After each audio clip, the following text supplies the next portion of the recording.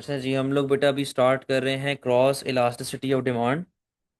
अच्छा, ये हमारी इलास्टिसिटीज ऑफ डिमांड की फैमिली का लास्ट टॉपिक है। इसके बाद हमारा हमारा पास पेपर सेशन होगा, पास पेपर्स करेंगे और फिर इंशाल्लाह हम लोग सप्लाई की तरफ मूव ऑन करेंगे।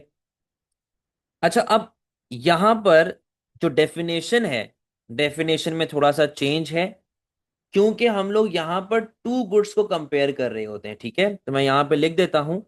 हम लोग यहाँ पे क्या कर रहे होते हैं भाई? Comparison of two goods, comparison of two goods.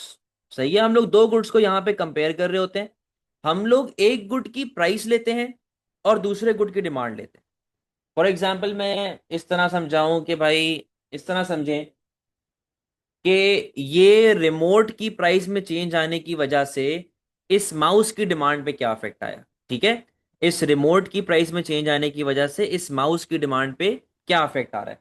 तो बेटा डेफिनेशन में क्लियरली आइडेंटिफाई करना बहुत जरूरी है, वरना मार्क नहीं मिलेगा। तो यहां पर डेफिनेशन को देखो। डेफिनेशन क्या कह रही है? Measures responsiveness of percentage change in quantity demand of good X, लिखा है उसने of good X, over percentage change in price of good Y. तो यहां पर एक गुड की डिमांड और दूसरी गुड की प्राइस आइडेंटिफाई करना बहुत जरूरी है, वरना मार्क नहीं मिलेगा। अब आगे देखो। It measure the response of relative goods, if you do not differentiate both goods you lose marks. अगर आप दोनों गुड्स को डिफरेंशिएट नहीं करेंगे, आइडेंटिफाई नहीं करेंगे, आपको मार्क्स नहीं मिलेंगे। अब फॉर्मूला क्या कहता है? XED is equals to percentage change in quantity demand of good X, लिखा है percentage change in quantity demand of good X over percentage change in price of good Y. तो यहां पर लिख के दिया हुआ है कि भाई ये डिमांड ऑफ गुड एक्स को कंपेयर करता है प्राइस ऑफ गुड वाई के साथ। ठीक है ना? अब बेटा क्रॉस इलास्टिसिटी ऑफ डिमांड में क्योंकि हम लोग क्रॉस कंपैरिजन कर रहे हैं बिटवीन टू गुड्स, तो जब हम लोग कंपेयर करने जाते हैं तो हमारे पास तीन वैल्यूज आती हैं, तीन रिजल्ट्स आते हैं। या तो आपका आंसर पॉजिटिव में आता है, या तो आपका आंसर नेगेटिव में आता है, या तो आपका आंसर जीरो में आता है। अगर आपका आंसर पॉजिटिव में आ रहा है, इसका मतलब है मैं किसकी बात कर रहा हूँ? सब्स्टिट्यूट गुड्स की बात कर रहा हूँ। अगर आपका आंसर नेगेटिव में आ रहा है, इसका मतलब है कि मैं किसकी बात कर रहा हूँ? कॉम्प्लीमेंट्री गुड्स की बात कर रहा हूँ। ठीक है। और अगर आपका आंसर जीरो आ रहा है, इसका मतलब ये है कि मैं अनरिलेटेड गुड्स की बात कर रहा हूं। सही है। अब ये चीजें क्या होती हैं और ये कैसे हमने ये वैल्यू आइडेंटिफाई की है, इसके बारे में जरा समझते हैं, आइएगा। तो पहले मैं बात कर रहा हूं कि अगर आपका एक्सीडी पॉजिटिव आता है तो वो क्या बन जाता है? Substitute goods. ठीक है, सब्स्टिट्यूट। सब्स्टिट्यूट का मतलब क्या है? सब्स्टिट्यूट का मतलब होता है alternatives. Alternatives which can be used, which can be used if one is not available, if one is not available। बेटा ये ऑल्टरनेटिव्स होते हैं, ऑल्टरनेटिव गुड्स होते हैं कि अगर मेरे पास एक चीज नहीं है तो मैं दूसरी चीज इस्तेमाल कर लूंगा। For example T and coffee, for example इस पेट्रोल और डीजल। ठीक है ना? फॉर एग्जाम्पल पेट्रोल और सीएनजी, ये वो चीजें हैं जो मैं इस्तेमाल कर सकता हूं if one is not available. इसकी सबसे इजीएस्ट एग्जाम्पल जो है वो है कोक और पेप्सी। भाई कोक नहीं है दुकान पे तो पेप्सी दे दो, पेप्सी नहीं है दुकान पे तो कोक दे दो। बट आप एग्जाम में ब्रांड का नाम इस्तेमाल नहीं कर सकते, ये एक मसला है। ब्रांड्स का नाम इस्तेमाल नहीं कर सकते आप। आईफोन वर्सेस सैमसंग नहीं कर सकते। आप mobile phone X mobile phone Y कर लो। ठीक है, तो मैं सिर्फ एग्जाम्पल के लिए यहां पर ब्रांड का नाम इस्तेमाल कर रहा हूं। आप लोग ब्रांड का नाम इस्तेमाल नहीं करेंगे। ठीक है ना? अब यहां पे देखें जरा। यहां पे हम लोग प्राइस लेके चलेंगे एक गुड की और डिमांड लेके चलेंगे दूसरे गुड की। लेट से मैं कहता हूं प्राइस ऑफ गुड वाई। ठीक है, और एग्जाम्पल के तौर पे मैं लेके चल रहा हूं सैमसंग। एग्जाम्पल के तौर पे मैं लेके चल रहा हूं सैमसंग। सैमसंग का नाम एग्जाम में इस्तेमाल नहीं करोगे आप। और demand of, demand of good X, example iPhone. सही है, एग्जाम्पल आईफोन। तो price of good Y demand of good X. बेटा बात सुनो, अगर सैमसंग की प्राइस बढ़ती है तो क्या लोग सैमसंग खरीदेंगे? लोग सैमसंग नहीं खरीदेंगे। लोग किसकी तरफ जाना शुरू करेंगे? आईफोन की तरफ जाना शुरू करेंगे। यानी कि सैमसंग की प्राइस बढ़ने की वजह से आईफोन की डिमांड क्या हो जाएगी? बढ़ जाएगी। और अगर सैमसंग की प्राइस कम होती है तो लोग सैमसंग खरीदना शुरू करेंगे। और आईफोन वाला कंज्यूमर जो है वो भी आईफोन से उठ के कहां चला जाएगा?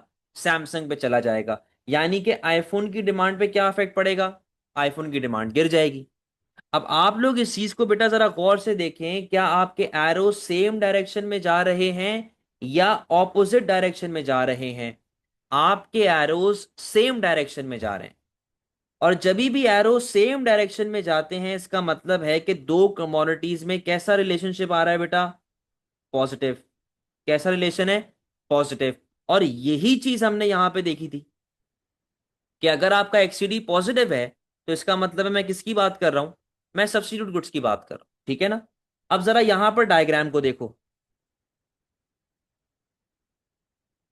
प्राइस ऑफ गुड वाई, बेटा ये बताना बहुत जरूरी है वरना मार्क नहीं मिलेगा। क्वांटिटी ऑफ गुड एक्स, ये भी बताना बहुत जरूरी है वरना मार्क नहीं मिलेगा। प्राइस हम ले रहे हैं गुड वाई की, डिमांड हम ले रहे हैं गुड एक्स की। रिलेशनशिप कैसा है बेटा? पॉजिटिव। पॉजिटिव का मतलब क्या है? कर्व कैसा बनेगा आपका? Upward sloping. ठीक है, अपवर्ड स्लोपिंग कर्व आ गया। मैंने डी लिख दिया यहाँ पे। डी का मतलब कि हम लोग डिमांड कर्व की यहाँ पे बात कर रहे हैं जो कि सब्स्टिट्यूट्स का डिमांड कर्व है, ठीक है ना? अब बात सुनो बेटा, पहले सैमसंग इतने का बिकता था, तो जब सैमसंग की प्राइस ये थी तो मार्केट में इतने आईफोन बिक जाते थे, ठीक है ना? क्वांटिटी क्यू, ऑपरेट कर रहे हैं आप पॉइंट ए पे। जैसे ही सैमसंग की प्राइस बढ़ती है फ्रॉम P to P1, लोग सैमसंग छोड़ के कहां पे जाना शुरू हो जाएंगे? आईफोन पे जाना शुरू हो जाएंगे। तो आईफोन की डिमांड पे क्या इफेक्ट पड़ेगा? आईफोन की डिमांड आपकी बढ़ जाएगी फ्रॉम Q to Q1। और बेटा आप आ जाएंगे from point A to point B. कोई मसले वाली बात बेटा? सब्स्टिट्यूट के कॉन्सेप्ट में कोई प्रॉब्लम तो नहीं है यहां तक?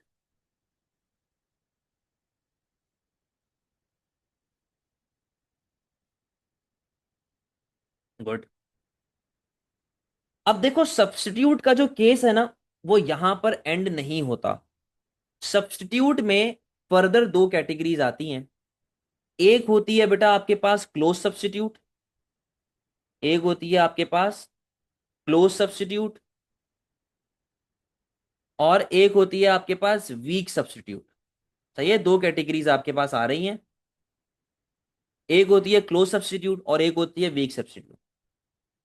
क्लोज सब्स्टिट्यूट वो सब्स्टिट्यूट होता है जो कि बहुत ही ज्यादा क्लोजली रिलेटेड होता है। यानी कि ये दो प्रोडक्ट जो हमारे पास हैं, इनकी क्वालिटी, इनका टेस्ट, इनकी प्राइस ऑलमोस्ट सेम होती है। ऑलमोस्ट सेम, ठीक है? और इसकी बेस्ट एग्जांपल कोक और पेप्सी के अलावा कोई भी नहीं है। बेटा जब आप मार्केट जाते हैं, आपने दुकान वाले को बोला भाई मुझे कोक दे दो, उसने कहा जी कोक नहीं है, तो आप सीधा क्या बोलेंगे? भाई पेप्सी दे दे फिर। क्योंकि दोनों का कलर सेम है, दोनों का टेस्ट ऑलमोस्ट सेम है, दोनों की क्वालिटी ऑलमोस्ट सेम है और प्राइस तो वैसे ही सेम है, ठीक है ना? तो इसकी बेस्ट एग्जांपल आपके पास क्या है? एग्जांपल कोक वर्सेस पेप्सी, ठीक है? Coke versus Pepsi. तो अगेन कोक की हम प्राइस लेके चलेंगे और पेप्सी की डिमांड लेके चलेंगे। बेटा बात सुनो, अगर कोक की प्राइस थोड़े से बढ़ती है, आप मार्केट गए, लेट से पहले दोनों की प्राइस 100 100 रुपए थी। आप दुकान गए, दुकान वाले को आपने कहा कि यार मुझे कोक दे दो। दुकान वाले ने कहा कि भाई कोक की प्राइस बढ़ गई है, 120 रुपए हो गई है, 100 रुपए नहीं रही। तो बेटा आप छूटते साथ सामने से क्या बोलेंगे? भाई पेप्सी दे दे फिर। अगर पेप्सी अभी भी 100 की ही है तो भाई पेप्सी दे दे। यानी कि बहुत सारा ऐसा कंज्यूमर होगा जो कोक छोड़ के कहाँ चला जाएगा? पेप्सी पे। तो बेटा कोक की प्राइस अगर थोड़े से बढ़ेगी तो पेप्सी की डिमांड कंपैरेटिवली बहुत ज्यादा से बढ़ रही हो।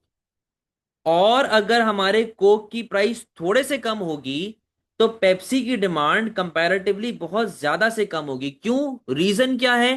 कि लोग पेप्सी छोड़ के कोक पे जाना शुरू हो जाएंगे। बेटा रिलेशनशिप अभी भी कैसा आ रहा है आपके पास? पॉजिटिव। रिलेशन अभी भी कैसा है? पॉजिटिव। लेकिन यहां पर जरा पॉजिटिव के शेप को देखिएगा।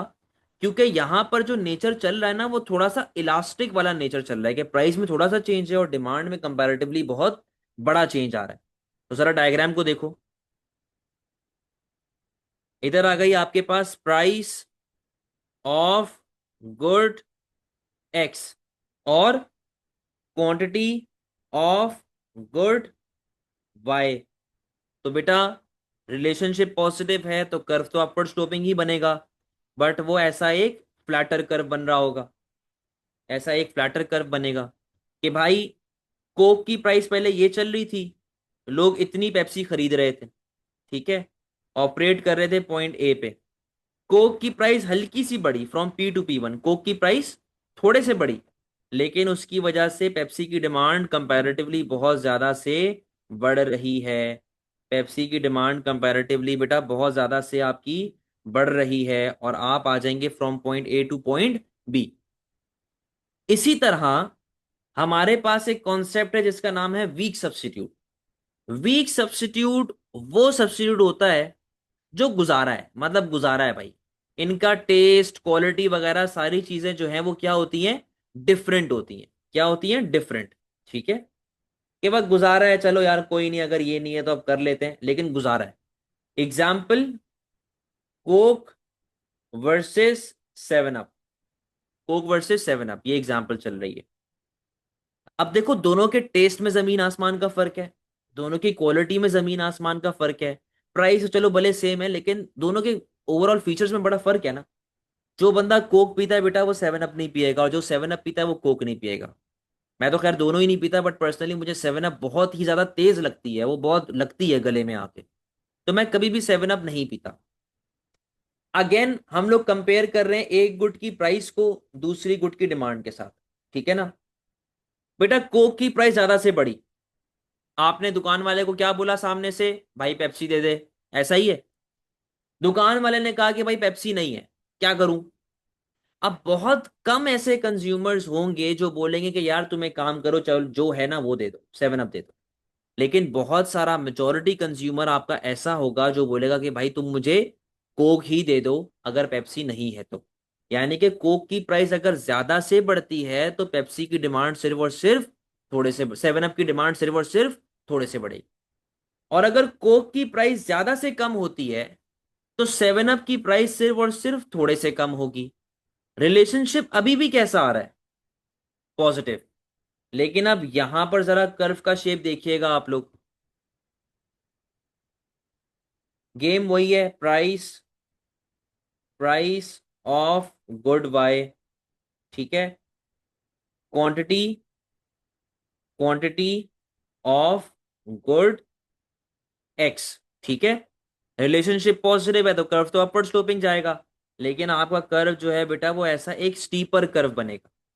इस बार एक स्टीपर कर्व बनेगा, कैसे, ये देखो जरा। कि भाई कोक की पहले ये प्राइस थी, इतनी सेवन अप मार्केट में बिक रही थी, ठीक है, आप पॉइंट ए पे थे। कोक की प्राइस इतनी ज्यादा से बढ़ गई फ्रॉम P to P1। कितनी बढ़ी, इतनी ज्यादा से बढ़ी, लेकिन बहुत कम कंज्यूमर ऐसा है जो कि सेवन अप पे शिफ्ट कर रहा है। यानी कि सेवन अप की डिमांड आपकी सिर्फ और सिर्फ थोड़े से अमाउंट से बढ़ेगी फ्रॉम Q to Q1, और आप आ गए from point A to point B. बेटा कोई टेंशन है इस पूरे कॉन्सेप्ट में यहां तक किसी को भी,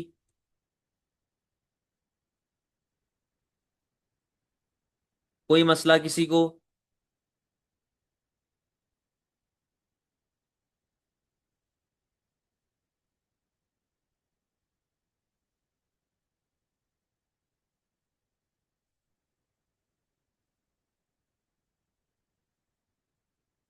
सही है, गुड।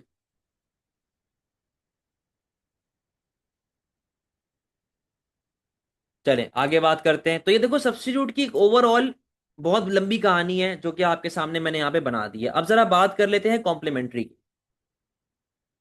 कॉम्प्लीमेंट्री गुड,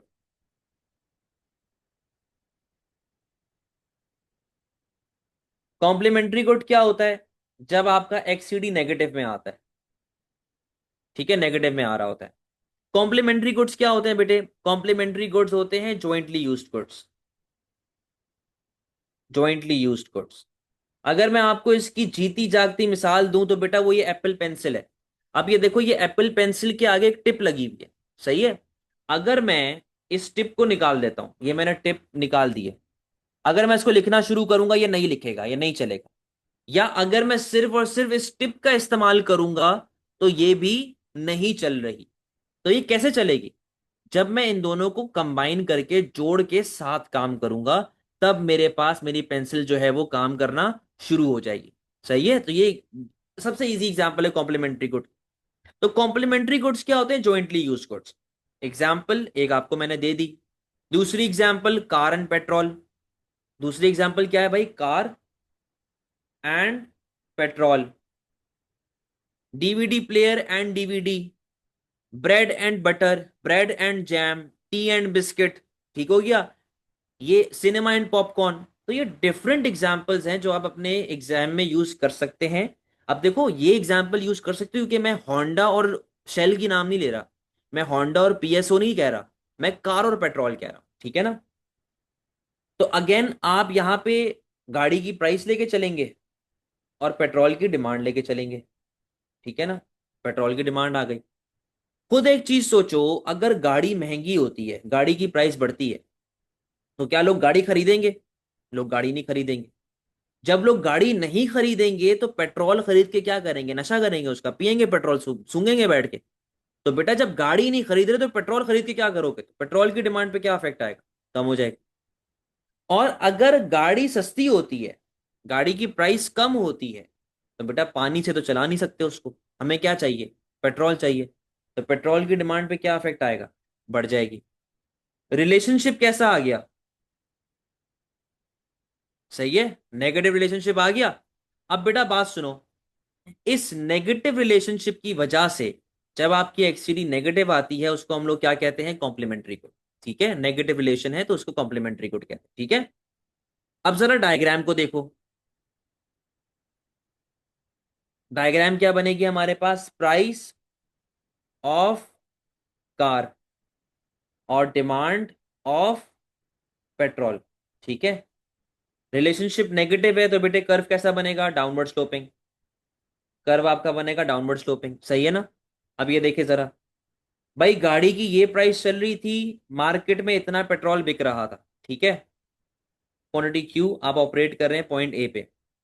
गाड़ी की प्राइस कम हो गई तो लॉजिकल सी बात है, लोग पेट्रोल खरीदेंगे, तो पेट्रोल की डिमांड पे क्या इफेक्ट आएगा? पेट्रोल की डिमांड बढ़ जाएगी और आप आ जाएंगे from point A to point B. बच्चा यहां पे गलती क्या करता है? बच्चा यहां पर यह गलती करता है कि वो वाई एक्सिस पे लिख देता है प्राइस ऑफ पेट्रोल और एक्स एक्सिस पे लिख देता है डिमांड ऑफ कार। आप लोगों को आज एक चीज समझाने लगा हूं, बड़े गौर से समझिएगा। देखें, दो चीजें होती हैं, एक होता है डिपेंडेंट वेरिएबल और एक होता है इनडिपेंडेंट वेरिएबल। डिपेंडेंट वेरिएबल वो वेरिएबल होता है जिसके ऊपर अफेक्ट आ रहा होता है। इनडिपेंडेंट वेरिएबल वो वेरिएबल होता है जिसकी वजह से अफेक्ट आ रहा होता है। अब बेटा खुद इस चीज को सोचो, आपके घर पे बड़ा कौन है? आपके अब्बा होंगे या आपकी वालदा होंगी या जो भी आपके घर का सरबरा है। ठीक है ना? डिसीजन मेकिंग उसके हाथ में होती है, हमारे हाथ में नहीं है डिसीजन मेकिंग, मेरे हाथ में भी नहीं है। मेरे अब्बा है, मेरे अब्बा के हाथ में डिसीजन मेकिंग है। आपके पेरेंट्स होंगे, उनके हाथ में डिसीजन मेकिंग होगी। तो ये जो हमारे पेरेंट्स हैं, ये कौन है? इंडिपेंडेंट वेरिएबल, जो जिनकी वजह से अफेक्ट आ रहा है। फॉर एग्जाम्पल मेरे बाप ने बोला आदि 9 बजे से पहले घर आना है तुमने लाजमी, तो मैं उनकी बात टाल नहीं सकता। ठीक है, मुझे उनकी बात माननी है। तो मेरे अब्बा कौन है? Independent variable. और मैं कौन हूं? मैं हूं डिपेंडेंट वेरिएबल। मेरे अब्बा की वजह से अफेक्ट आ रहा है और मेरे ऊपर अफेक्ट आ रहा है।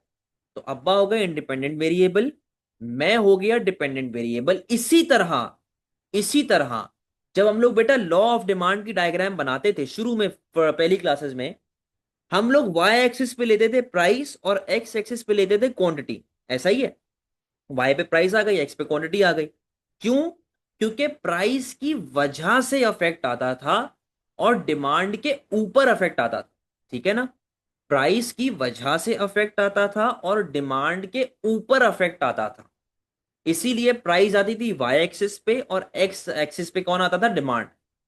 तो बेटा एक चीज को जरा समझो, इंडिपेंडेंट वेरिएबल बनने की ना कुछ शर्तें होती हैं।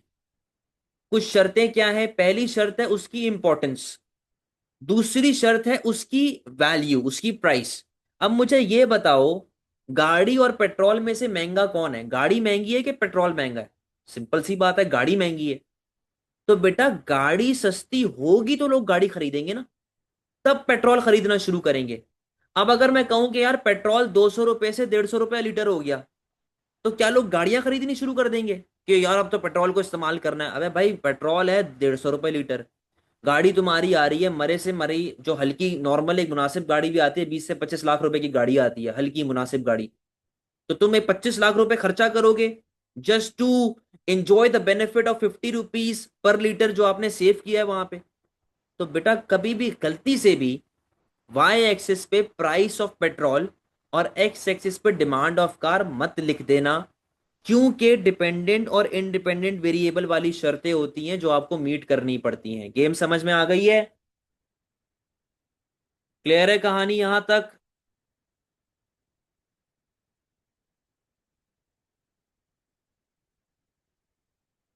हाँ जी, कोई टेंशन है?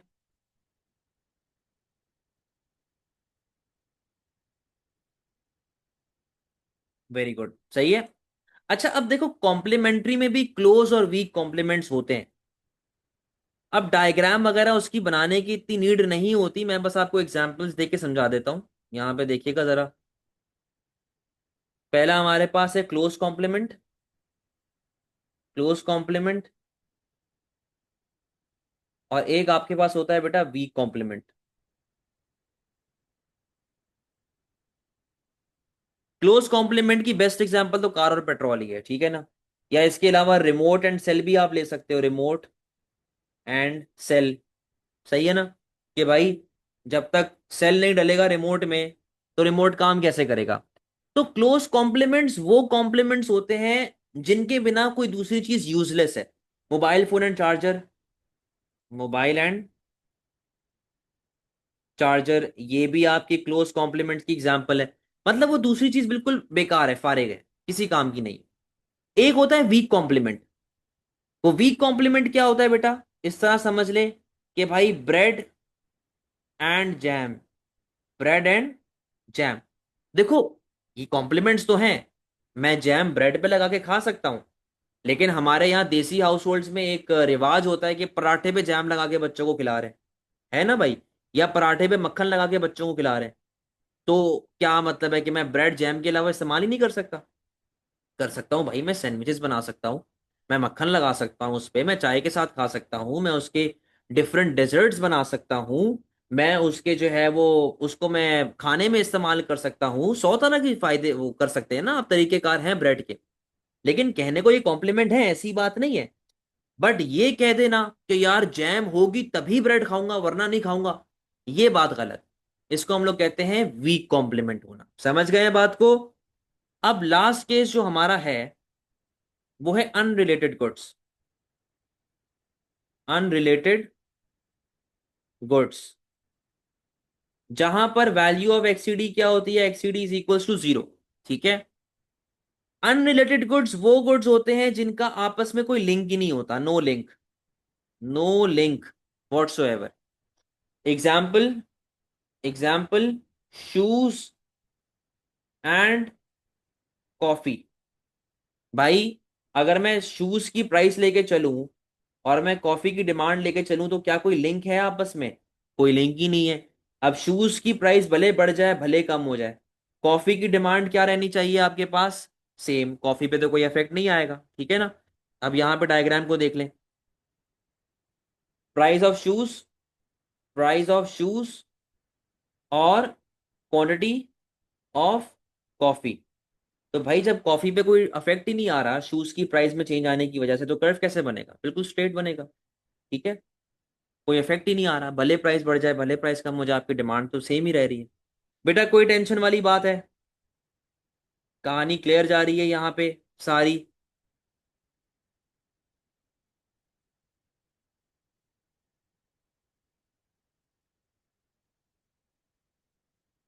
Very good. तो भाई ये आपके ओवरऑल वैल्यूज थी जो कि आप क्रॉस इलास्टिसिटी ऑफ डिमांड में लेके चल रहे होते हैं, ठीक है। अब जरा बात कर लेते हैं usefulness of XED for a producer. अच्छा भाई, आप लोगों का होमवर्क नहीं आ रहा है, बुरा ग्रेड आएगा, रोते रहोगे बैठ के फिर कि सर हमारा ग्रेड खराब हो गया, हमने तो इतने बड़े बड़े आंसर लिखे थे, ये कर दिया था वो कर दिया था, हमारा रिजल्ट नहीं आया। होमवर्क नहीं करोगे इंसानों की तरह, रिजल्ट खराब आएगा, फिर रोना मत बाद में। बताऊंगा, पुराना होमवर्क भी कुछ नहीं किया हुआ आप लोगों ने, डिमांड पीईडी वाला होमवर्क कहाँ भेजा है मुझे किसी ने, एक आध ने भेजा है खाली। नोट्स में बेटे होमवर्क है सारे। आप नोट्स खोलेंगी, लास्ट पेज पे आप जाएंगी, इंडेक्स में ही आपको दिख जाएगा माइक्रो होमवर्क के नाम से। Usefulness of XED for a producer. Cross elasticity of demand एक प्रोड्यूसर के लिए कैसे फायदेमंद हो सकता है, अगेन इट डिपेंड्स अपॉन के गुड क्या है, सब्स्टिट्यूट है कॉम्प्लीमेंट्री है। देखो, अगर मैं जनरल सब्स्टिट्यूट की बात करूं ना भाई, लेट्स से मेरा कोई कंपेटिटर है, तो मेरे लिए इजीएस्ट तरीका क्या है उसको हराने का, वो ये है कि मैं अपनी प्राइस कम कर लूं या मैं अपनी क्वालिटी बेहतर कर लूं, यही तरीका है सबसे इजीएस्ट। लेकिन दिस फर्दर डिपेंड्स अपॉन कि जिस गुड की मैं बात कर रहा हूं क्या वो क्लोज सब्स्टिट्यूट है या वीक सब्स्टिट्यूट है। ये बात मुझे जरा देखनी है कि जिस गुड की मैं बात कर रहा हूं क्या वो क्लोज सब्स्टिट्यूट है कि वीक सब्स्टिट्यूट है। अगर मैं कहता हूं कि यार मेरे साथ का जो एक बंदा है जो मेरा कंपेरेटर है, वो बहुत ही ज्यादा मुझसे मिलता जुलता है, एग्जैक्टली तकरीबन सेम है, ऑलमोस्ट सेम है, ठीक है ना, तो मेरी स्ट्रैटेजी वहां पे क्या होगी कि मैं अपनी प्राइस को गिरा दूं। लेकिन अगर काफी डिफरेंस है, जमीन आसमान का फर्क है, तो मैं अपनी प्राइस को बढ़ा भी दूं तो मुझे कोई टेंशन नहीं। कॉम्प्लीमेंट्री गुड्स में किस तरीके से प्रोड्यूसर गेम कर सकता है? बेटे कॉम्प्लीमेंट्री गुड्स में प्रोड्यूसर इस तरीके से गेम कर सकता है, वो इस तरीके से गेम कर सकता है कि फॉर एग्जाम्पल लेट से न्यूप्लेक्स है, न्यूप्लेक्स पे भी मूवी की टिकट जब मैं लास्ट गया था 1,000 रुपए चल रही थी, अब मुझे नहीं पता कितनी चल रही है, फॉर एग्जाम्पल 1,000 रुपए न्यूप्लेक्स की टिकट की प्राइस है, ठीक है ना। और जाहिर सी बात है, जब आप न्यूप्लेक्स जाते हैं तो वहां पर पॉपकॉर्न वाले भी बैठे हुए हैं, स्नैक्स वाले बैठे हुए हैं।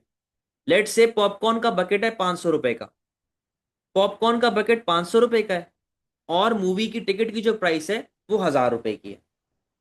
अब बेटा इंसान जब भी सिनेमा जाता है ना, तो वो मूवी देखने की नीयत से जाता है, वो पागल नहीं है कि पॉपकॉर्न खाने सिनेमा जा रहा है। पॉपकॉर्न तो घर पे भी बन सकते हैं, मूवी देखने जा रहा है ना, असल चीज तो मूवी देखने है, ठीक है। वो वहां पे गया, उसने मूवी की टिकट खरीदी, मूवी देखने से पहले उसने कहा चलो भाई पॉपकॉर्न भी खरीद लेते हैं, यही हिसाब किताब चल रहा होता है। अब न्यूप्लेक्स ने क्या किया, न्यूप्लेक्स ने कस्टमर को अट्रैक्ट करने के लिए, क्योंकि न्यूप्लेक्स को पता है कि वो यहां पर इंडिपेंडेंट वेरिएबल है, लोग मूवी देखने आते हैं तब पॉपकॉर्न खाते हैं। ऐसे नहीं होता कि लोग पॉपकॉर्न खाने आते हैं और लगे हाथ मूवी देख ली, ये नहीं होता। तो न्यूप्लेक्स को पता है कि वो इंडिपेंडेंट वेरिएबल है। न्यूप्लेक्स ने क्या किया, टिकट की प्राइस कम कर दी, 1,000 रुपए से कर दी 900 रुपए, सही है, 10% से टिकट की प्राइस कम कर दी। और शैतानी क्या की कि पॉपकॉर्न के बकेट की प्राइस बढ़ा के कर दी 750 रुपए। कितनी कर दी? 750 रुपए। अब देखो क्या गेम चल रहा है, इसने टिकट की प्राइस 10% से कम की, पॉपकॉर्न की जो प्राइस है वो 50% से बढ़ा दी। लोग जो पॉपकॉर्न खरीद रहे हैं वो पहले के मुकाबले में 50% ज्यादा प्राइस पे कर रहे हैं। तो कंज्यूमर फायदे में नहीं, कंज्यूमर तो गधा बेवकूफ बन गया यहाँ पे। फायदे में कौन है? प्रोड्यूसर। अब न्यूप्लेक्स वाला क्या करेगा, रात में पॉपकॉर्न वाले के साथ बैठ के पैसे बांटेगा कि भाई हमारा शेयर इतना बना तो हमारा शेयर हमें दे दो, ठीक है। तो इस तरीके से गेम चल रहा होता है। या आपने अक्सर नोट किया होगा, आप किसी डेंटिस्ट के पास जाएं तो वो आपको टूथपेस्ट एक लाजमी लिख के देगा, दांत में कीड़ा हो या कहीं और कीड़ा हो, वो आपको वो टूथपेस्ट लिख के दे देगा कि उससे ये कीड़ा मर जाएगा। अबे भाई, टूथपेस्ट क्यों दे रहा है वो आपको? क्योंकि उसका खांचा सेट हुआ हुआ है वहां पे, उसका खांचा सेट हुआ हुआ है। जो प्रोड्यूसर है टूथपेस्ट वाले ने बोला कि भाई तुम मेरी टूथपेस्ट बिकवाओ, मैं तुम्हें पर टूथपेस्ट जो है वो पैसे दूंगा। तो इनका खांचा सेट हुआ हुआ होता है। तो इस तरीके से एक प्रोड्यूसर कॉम्प्लीमेंट्री गुड्स को यूज कर रहा होता है। अब usefulness of XED to government, government के लिए क्या यूजफुलनेस होती है एक्सीडी की भाई? अब वही वाली बात है, सब्स्टिट्यूट्स, एक डोमेस्टिक प्रोड्यूसर है एक फॉरेन प्रोड्यूसर है, हम तो यही चाहेंगे कि डोमेस्टिक प्रोड्यूसर ग्रो करे। तो गवर्नमेंट फॉरेन प्रोड्यूसर के ऊपर टैक्सेस लगा सकती है, टैरिफ्स लगा सकती है, कंपटीशन को रोकने के लिए।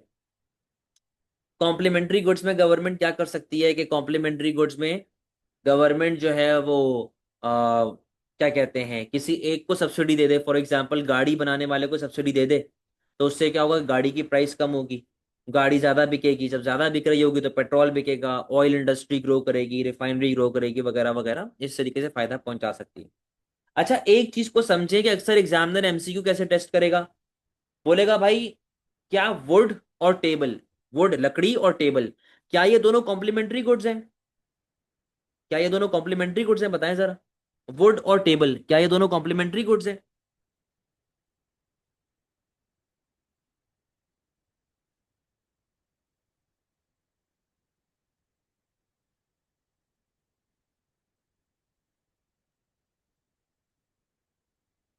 क्या वुड और टेबल कॉम्प्लीमेंट्री गुड्स हैं, जल्दी से बता दें।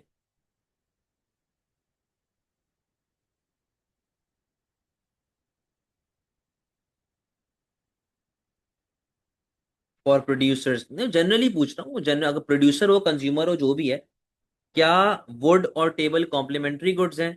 तो अभी यहाँ कह रही है कि yes complementary goods. Weak complementary होगा, अगर होगा तो सही है। और बताएं, क्या वुड और टेबल कॉम्प्लीमेंट्री गुड्स हैं? यस। बेटा आप तीनों गलत हो। वुड और टेबल कॉम्प्लीमेंट्री गुड्स नहीं हैं। वुड टेबल बनाने का रॉ मटेरियल है। रॉ मटेरियल कभी भी कॉम्प्लीमेंट्री गुड नहीं होता। टेबल और चेयर कॉम्प्लीमेंट्री गुड है। टेबल और चेयर कॉम्प्लीमेंट्री गुड है।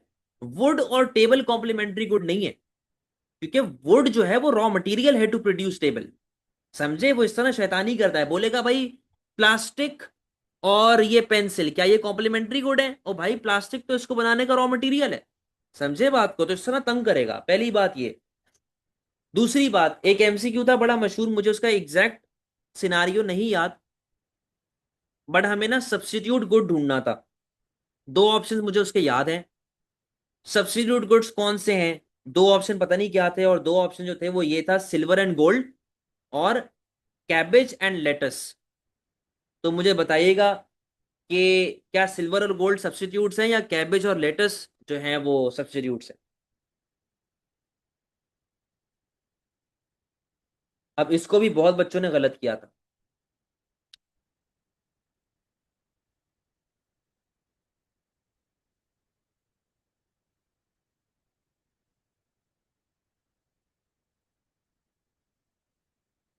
बताएं।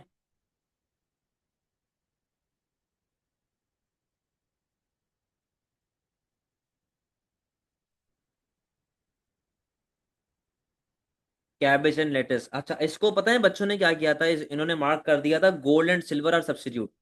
देखो बेटा, दोनों की कैरेक्टरिस्टिक्स में बड़ा फर्क है, दोनों की प्रॉपर्टीज में बड़ा फर्क है, ठीक है ना, दोनों के इस्तेमाल में बड़ा फर्क है, दोनों की प्राइस में बड़ा फर्क है। कैबेज और लेट्यूस जो है ये दोनों खाने का आइटम है ना। भाई बर्गर बनाने हैं, कैबेज नहीं है, दूसरा पत्ता डाल दो, पालक डाल दो, खाने की चीज है ना भाई। तो जरा सा ख्याल रखा करें अपने एग्जाम में। अच्छा, usefulness of XED for, generally usefulness हम लोग देख रहे हैं। तो पहला क्या है कि आपको बताता है कि सब्स्टिट्यूट क्या है, कॉम्प्लीमेंट्री क्या है, आप उस हिसाब से डिसीजंस ले सकते हैं। प्राइसिंग की बात मैं ऑलरेडी कर चुका हूं कि आपने इलास्टिक और सब्स्टिट्यूट में क्या करना है, कॉम्प्लीमेंट्री में क्या करना है। कंपैरेटर एनालिसिस करने में काफी ज्यादा हेल्प होती है, जिससे हमें पता ये चलता है कि वो सब्स्टिट्यूट हमारा क्लोज सब्स्टिट्यूट है कि वीक सब्स्टिट्यूट है, ठीक है ना। Useful for product bundling and promotion, जैसे कि मैंने आपको उसकी एग्जांपल दी, न्यूप्लेक्स की और पॉपकॉर्न की। आजकल शैम्पू और कंडीशनर की जो है वो साथ चल रही होती है। ये अक्सर क्या करते हैं कि जो यार एक वो क्या है, कैचअप, बड़ी कैचअप अगर आप लेते हो तो साथ में वो कोई नई जो उनकी कोई प्रोडक्ट आई होती है, हरी चटनी हो गई या कुछ हो गया, तो वो साथ में छोटा सा पैक लगा देते हैं। तो ये चीजें मार्केटिंग स्ट्रेटजीज में काम आती हैं। Assist in strategic business decision, अगर आप नई मार्केट में एंटर कर रहे हैं तो फिर आपको हेल्प आउट हो जाती है ये जानने में कि आपके कंपेटिटर्स कौन कौन हैं, कितने हैं, और किस किस तरह के आपके कॉम्प्लीमेंट्स हैं जो आपके साथ आगे चल के काम कर सकते हैं। तो ये चीज़ों का आपका आइडिया हो जाता है फ्रॉम एक्सटीडी। ड्रॉबैक क्या है? कैलकुलेशन है तो जाहिर सी बात है एक्यूरेसी के मसले लाजमी आएंगे। एक्सीडी इज नॉट कांस्टेंट, चेंज हो सकता है, नए सब्स्टिट्यूट्स मार्केट में आ सकते हैं, ठीक है ना। रिलायबिलिटी पे भी डिपेंड करता है, लोग चेंज हो सकते हैं। अच्छा, एक्सीडी सिर्फ प्राइस को कंसिडर करता है, नॉन प्राइस फैक्टर को कंसिडर ही नहीं करता, जैसे कि क्वालिटी हो गई, ब्रांड लॉयल्टी हो गई, एडवर्टाइजिंग हो गया, इनको वो कंसिडर नहीं करता। Less useful for unique product, क्योंकि यूनिक प्रोडक्ट का कोई एज सच क्लोज सब्स्टिट्यूट नहीं होता। मैं ये कह सकता हूं कि सैमसंग और हुआवे या सैमसंग और गूगल ये दोनों क्लोज सब्स्टिट्यूट हैं, बट सैमसंग और आईफोन क्लोज सब्स्टिट्यूट नहीं है, क्योंकि दोनों के ऑपरेटिंग सिस्टम डिफरेंट है। तो आईओएस आईफोन के अलावा किसी और के पास है ही नहीं। तो ये एक बहुत बड़ा कंपैरेटिव एज आईफोन को दे देता है। Misleading in case of multi use product.